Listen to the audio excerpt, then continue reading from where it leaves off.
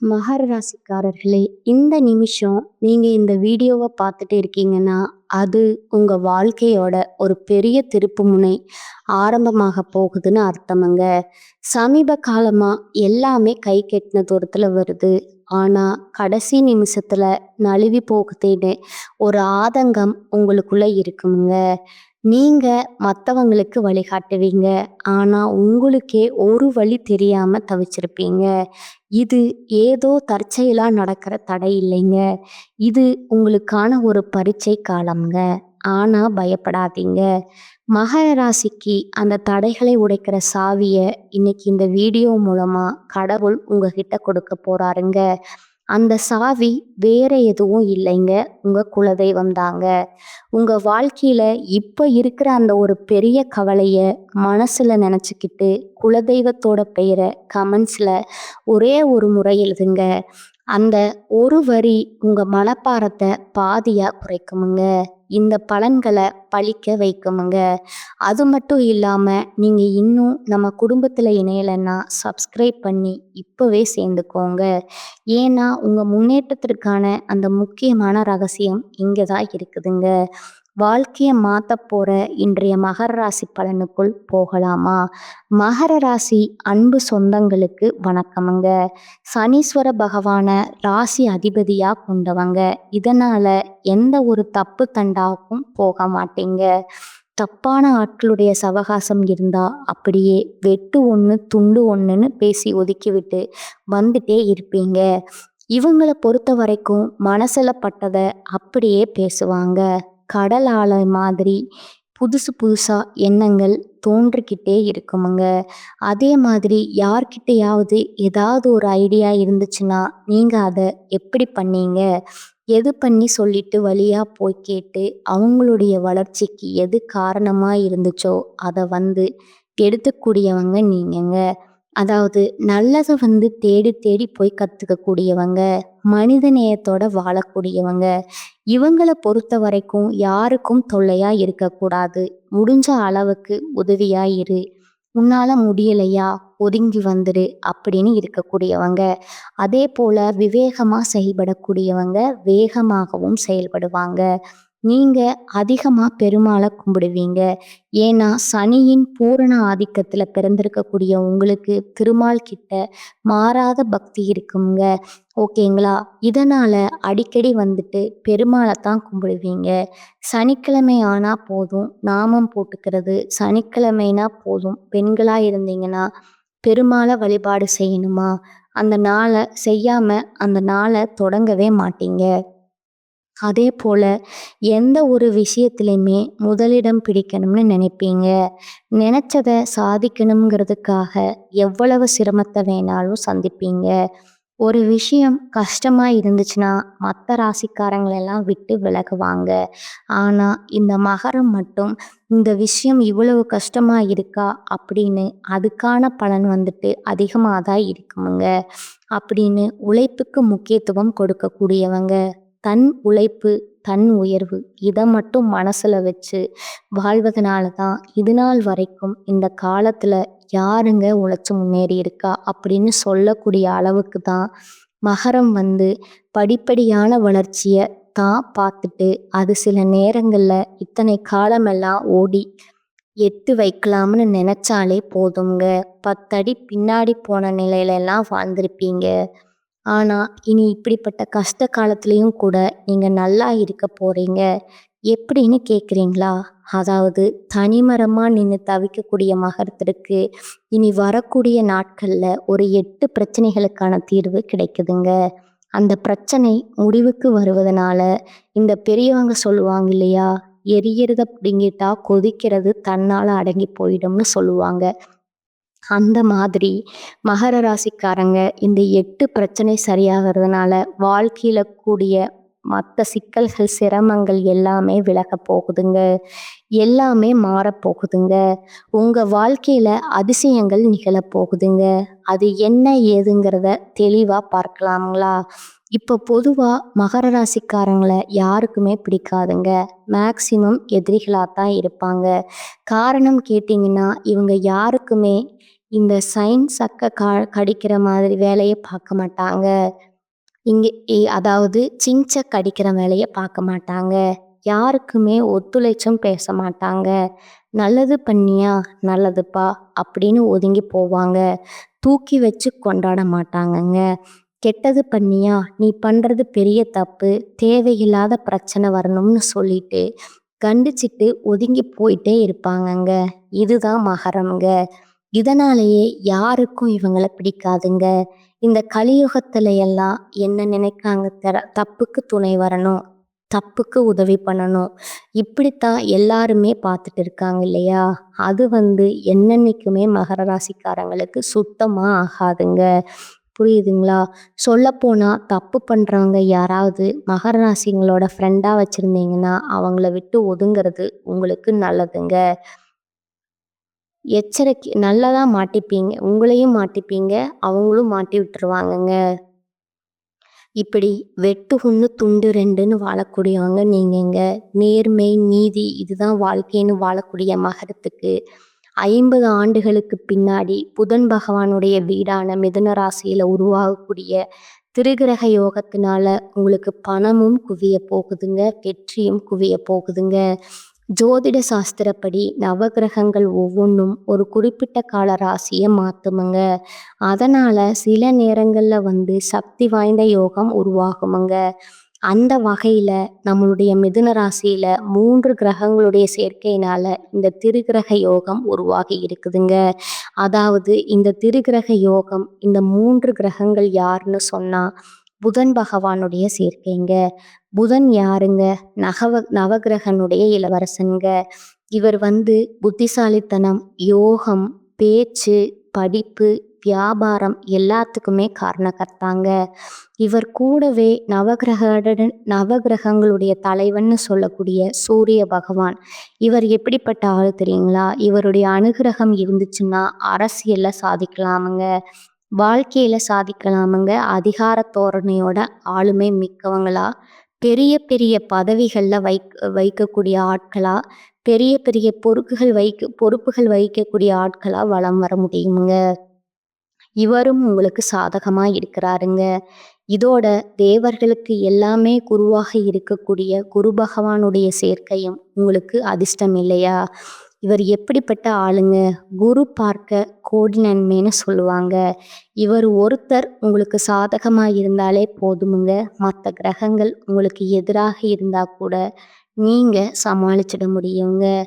இந்த 3 பேருமே தனித்தனியான பெருத்த பலன்களுக்கு சொந்தக்காரங்கங்க. பெரிய அதிர்ஷ்டத்தை தரக்கூடியவங்க. இவங்க 3 பேரும் ஒன்றா சேர்றப்போ அந்த திருகிரக யோகம்ங்கிறது மகர ராசிக்காரங்களுடைய வாழ்க்கையில் எப்பேற்பட்ட கஷ்டகாலம் இருந்தாலும் மாற்றம் தருங்க.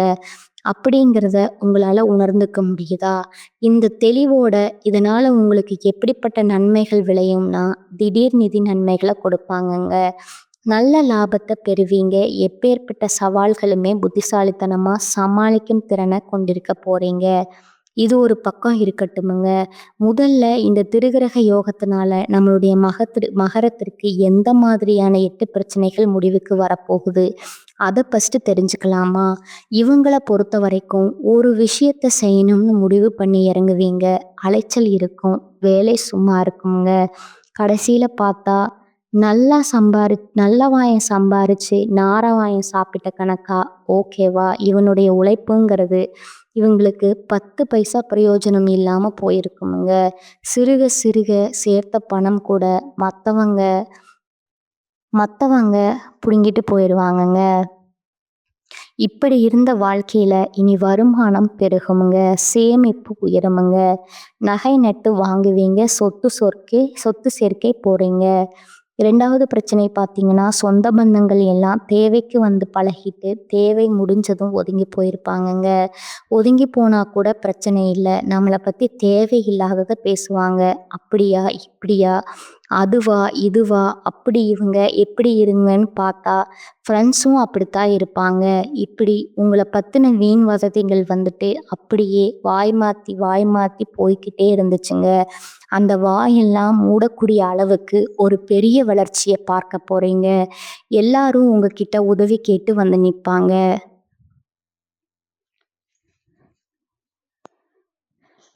அப்படியே அவங்க வாயடிச்சுட்டு நிப்பாங்கங்க. அச்சோ! நல்லா இருக்காங்களே! அப்படின்ற அளவுக்கு இருக்கும்னு பாருங்களேன். ஆனா, அவங்களுடைய வயித்தெரிச்சல் உங்கள ஒண்ணும் பண்ணாதுங்க. ஏன்னா, உண்மையான உழைப்பு உங்ககிட்ட இருக்குதுங்க. உங்களுடைய அதிபதி சனீஸ்வர பகவானுங்க. மத்தவங்க கிட்ட ஒரு நாளும் உங்கள நிக்க வைக்க மாட்டாருங்க. அவங்களையெல்லாம் நிக்க வைப்பாருங்க. 3வது பார்த்தீங்கன்னா, உடன்பிறப்புகள், அப்பா இவங்கள மாதிரி ஒரு துணைய பார்க்கவே முடியாதுங்க. நீ என்ன, நான் என்னங்கிற மாதிரி இவங்கள எதிரா நிப்பாங்க. இவங்கள பேஸ் பண்ணி இன்னும் ஒரு சிலதெல்லாம் ஆட்டம் போட்டிருப்பாங்கங்க. ஆனா, இப்போ உங்களுக்கு எதிரா செயல்பட்டவங்களுக்கு தெரியாம போச்சுங்க. என்னதான் இருந்தாலும் ரத்த பந்தம், ரத்த பந்தம் தானே! அவங்கள எங்க தட்டணுமோ அங்க தட்டி, எங்க உட்காரணுமோ அங்க உட்கார வச்சு, எங்க அடக்கணுமோ அங்க அடக்கி, அவங்கள உங்க கைக்குள்ள வச்சுக்க போறீங்க. சகோதர, சகோதரிகள் எல்லாம் உங்ககிட்ட அனுசரணையா இருப்பாங்கங்க. நீங்க சொல் பேச்சு அவங்க மாற மாட்டாங்க. மனஸ்தாபங்கள் விலகுதுங்க. உங்களுக்கு பக்கபலமா அங்க நிக்க போறாங்க. நீங்க நெனச்சத சாதிக்கிறதுக்கு அவங்க உறுதுணையா இருப்பாங்க. 4வது விஷயம் பார்த்தீங்கன்னா, பூர்வீக வீட்ட சீரமைக்கணும், விரிவுபடுத்தணும், இப்படி சொத்து சம்பந்தமா நெறைய இடைஞ்சல்கள சந்திச்சிருப்பீங்க. அது எல்லாமே இப்ப சரியாகுமுங்க. கோர்ட்டு கேஸ் ஏதாவது சொத்து சம்பந்தமா போயிட்டு இருந்தா கூட, அது உங்களுக்கு சாதகமான தீர்ப்பு கிடைக்குங்க. குறிப்பா உங்க மூதாதையருடைய சொத்துக்கள் உங்க கைக்கு வந்து சேருமுங்க.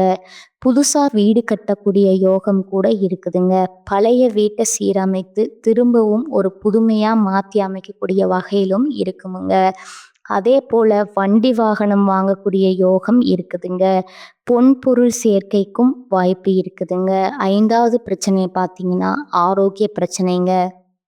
பெரும் பிரச்சனைங்க. நமக்கே தெரியல, ஒரு மாதிரி பயமா இருக்குமுங்க. நமக்கு ஏதோ பெரிய வியாதி இருக்குமான்ற அளவுக்கு சின்ன சின்ன உடல் உபாதைகள் அப்பப்ப நம்மள சோர்வடைச்சுக்கிட்டே இருக்குமுங்க.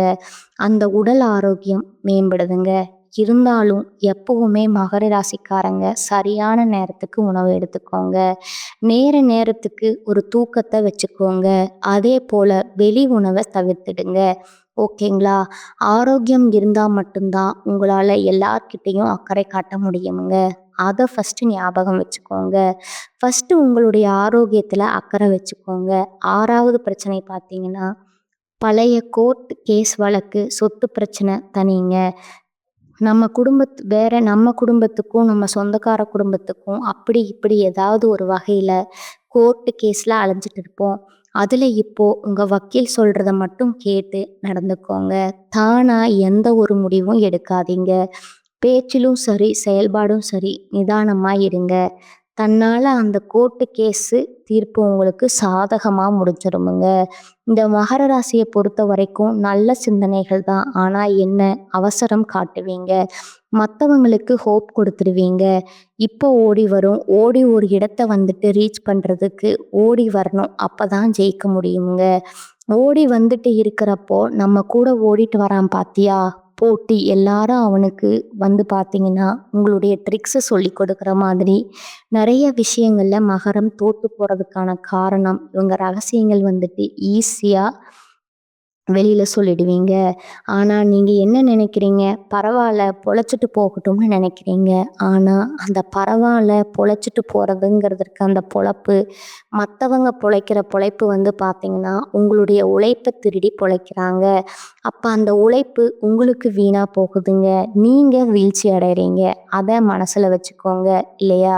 அடுத்ததா 7வது பிரச்சனை பார்த்தீங்கன்னா, சின்ன சின்ன வாகன விபத்துகளால, நோய் நொடிகளால பாதிக்கப்பட்டு நிறைய செலவுகளால அவஸ்தைப்பட்டு அல்லோலப்பட்டிருப்பீங்க. சதா நேரமும் ஏதாவது ஒரு செலவு விழுந்துட்டே இருக்குமுங்க. அந்த செலவுகள் பண்ணக்கூடிய நிலை மாறுதுங்க. ஓகேங்களா? ஒரு 10 காசு சேர்க்க முடியாத அளவுக்கு ரூ. 1 சம்பாரிச்சா பரபரன்னு கடன் வாங்கி பண்ற மாதிரி தான் செலவு வந்திருக்குமுங்க. அந்த நிலை மாறுதுங்க.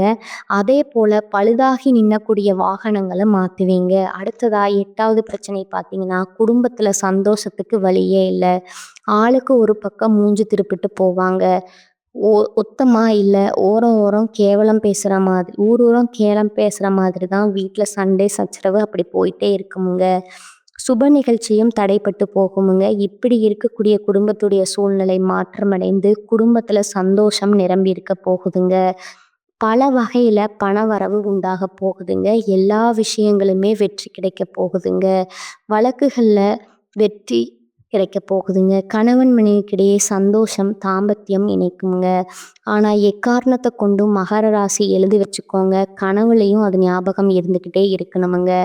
3ஆம் நபர்களுடைய தலையீடு இல்லாம பார்த்துக்கோங்க. குடும்பத்திலேயா இருக்கட்டும், தொழிலையா இருக்கட்டும், நட்பு ரீதியா இருக்கட்டும், எல்லாருக்கும் ஒரு கோடு போட்டு அதை தாண்டி வராத மாதிரி பார்த்துக்கோங்க.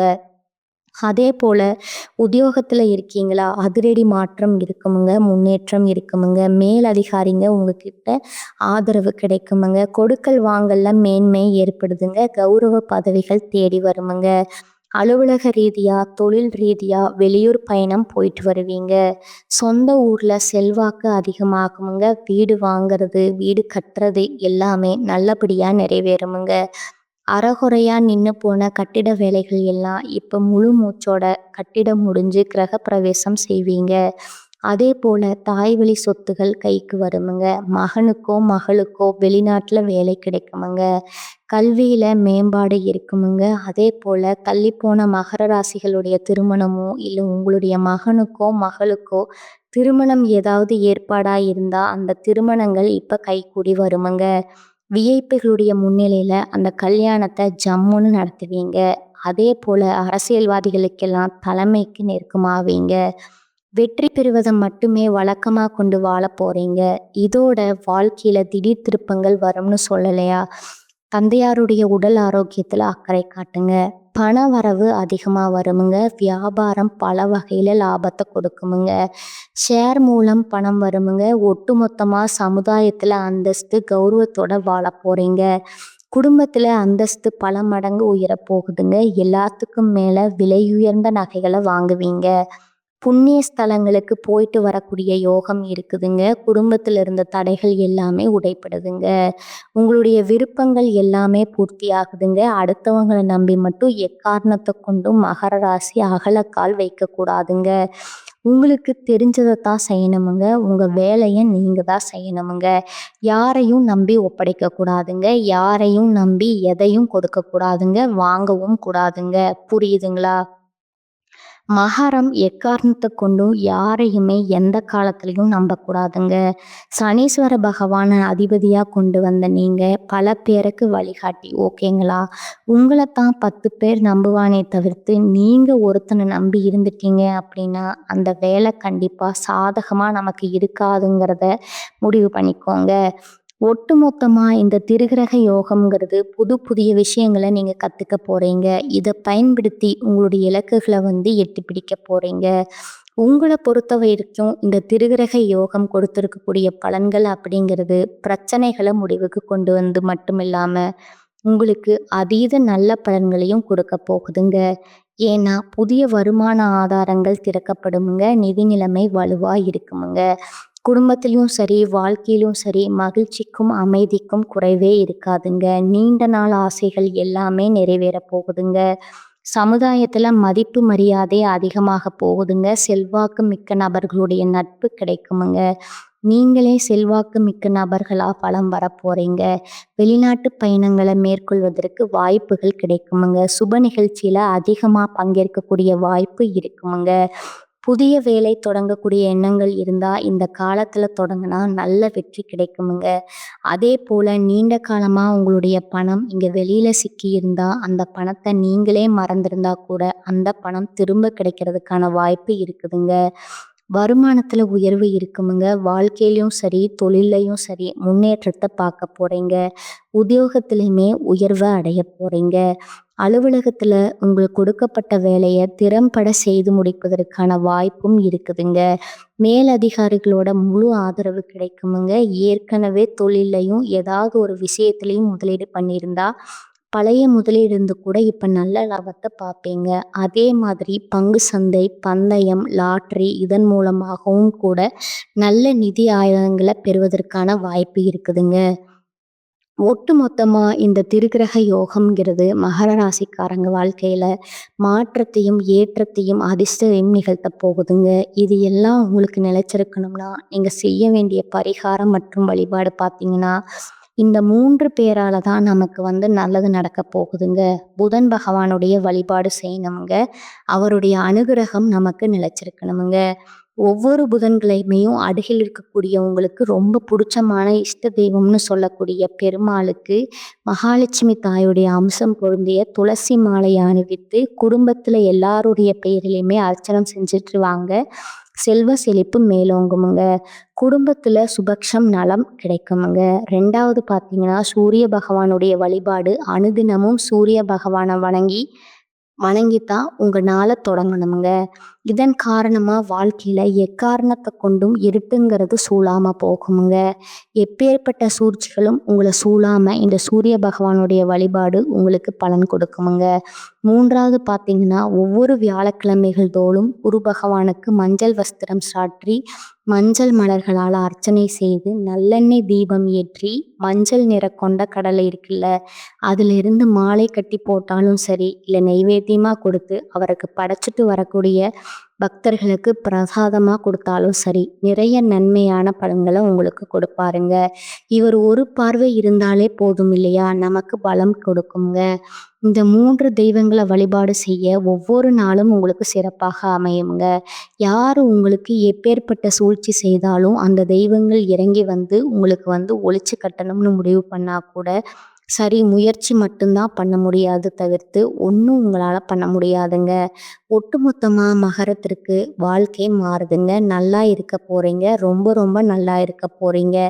மறக்காம என்னென்ன செய்யணும், என்னென்ன செய்யக்கூடாதுங்கிறத நோட் பண்ணி வச்சுக்கிட்டு வாழ்க்கையில பயன்படுத்தி பாருங்க. வெற்றி நிச்சயம்ங்க. வாழ்க வளமுடன். நன்றி. வணக்கம்.